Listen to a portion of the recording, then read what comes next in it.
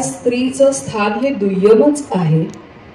आजही अनेक ठिकाणी तिला लग्न तिच्यासाठी महत्वाचं मानलं जातं, ना की तिचं शिक्षण आणि करिअर. आज महाराष्ट्रात आपण सगळीकडे जातो, तुम्ही कार्यक्रमांच्या निमित्ताने जाता, सतीश सर तुम्ही वाहिनी म्हणून लोकांसमोर येता. आजच्या काळाचा ह्याचा जो रिलेव्हन्स आहे या विषयाचा, तो अगदी थोडक्यात मला तुमच्या तिघांकडनं ऐकायचं आहे की आज नेमकी या विषयाची गरज ही काय आहे. सतीश. नाही, मी शेवटी बोलणार आहे. बर, सुरुवात मध्ये मला वाटतं मोनिका म्हणाली तसं की आपण म्हणतोय की बदल झालाय, बऱ्याच अंशी झालाय, 100% खूप प्रमाणात झालाय, पण तरीही आज स्त्रीचं स्थान हे दुय्यमच आहे. आजही अनेक ठिकाणी तिला लग्न तिच्यासाठी महत्वाचं मानलं जातं, ना की तिचं शिक्षण आणि करिअर. लग्न झालंय म्हणून शिक्षण सोडायला लागतं, मग काय आता नवरा कमवतोय तर तुला नोकरीची काय गरज आहे म्हणून घरी बसायला लागतं.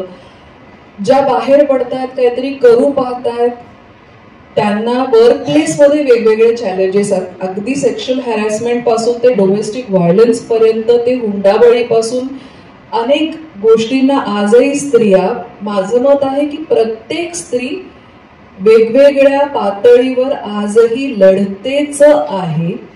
आत्मसन्मानासाठी लढते आणि काही बेसिक काय म्हणतो आपण त्याला, रिस्पेक्ट साठी पण झडणाऱ्या आणि लढणाऱ्या स्त्रिया आजूबाजूला आहेत.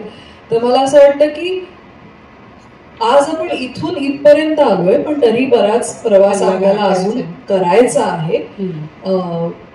आपलं स्थान निर्माण करण्यासाठी, स्वतंत्र स्थान निर्माण करण्यासाठी, आर्थिक स्वावलंबन म्हणजे काय हे समजण्यासाठी. तर महाराष्ट्रातल्या आणि कुठल्याही जी कुठल्या ना कुठल्या लेव्हलवरती झगडतीये, लढतीये, तिला तिचा लढा अजून खंबीर, सशक्त करण्यासाठी मला वाटतं एक प्रेरणा असणं गरजेचं आहे, आणि ती सावित्री असणार आहे. कारण आज आमच्यासाठी खरंच आजूबाजूला म्हणावे तसे आदर्श नाहीत. इन्फ्लुएन्सर्स आहेत पण आदर्श नाही. तर अशा परिस्थितीमध्ये मला वाटतं सावित्री ही धगधगती मशाल प्रत्येक महिलेला, प्रत्येक स्त्रीला तिच्या तिच्या लढ्यात, मग तो एवढासा असो नाही तो एवढा असो, ती प्रेरणा देणारे आणि एनर्जी देणारे, पॉवर देणारे, अशी मला खात्री आहे. अगदी आम्हालाही खात्री आहे या मालिकेच्या माध्यमातून.